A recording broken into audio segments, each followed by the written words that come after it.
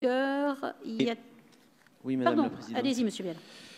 Alors, je vais m'exprimer une fois pour toutes sur une série d'amendements qui portent maintenant sur les carburants autres que le gasoil non routier, qui eux aussi, évidemment, subissent une hausse très importante du fait d'abord de l'augmentation du prix du brut, et puis, évidemment, des mesures annoncées, en particulier concernant le gasoil, qui créent une pente vertigineuse, face à laquelle d'ailleurs les Français sont aujourd'hui totalement désemparés, en particulier ceux qui ont de longues distances à parcourir.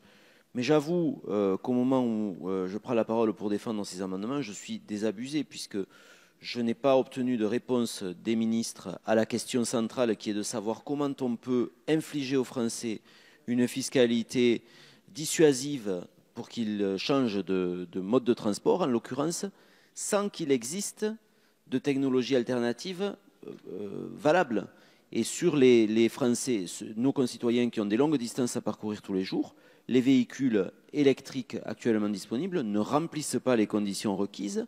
Dans les territoires ruraux, il n'y a pas les bornes pour charger, donc on n'est pas prêt pour ça. On n'est pas prêt pour ça, et Monsieur de Rugy, je vous vois froncer les sourcils, on n'est pas prêt pour ça. Non, non, venez en Aveyron, il n'y a aucune borne, ou très peu de bornes, et les gens ne peuvent pas assurer leur déplacement avec ces technologies. J'en veux pour preuve d'ailleurs, puis vous le savez, que nous avons y compris une usine Bosch où 1500 salariés travaillent exclusivement sur les technologies diesel, fabriquent des injecteurs diesel. Et aujourd'hui, ce qui pourrait être proposé dans cette usine pour occuper ces salariés et donc remplacer la fabrication qui va nécessairement décroître, n'existe pas. On est à la recherche, ça n'existe pas.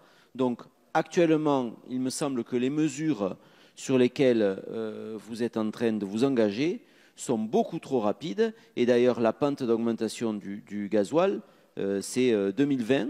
Vous annonciez 2020 le gasoil plus cher que l'essence. On est en 2018, c'est déjà le cas, presque partout.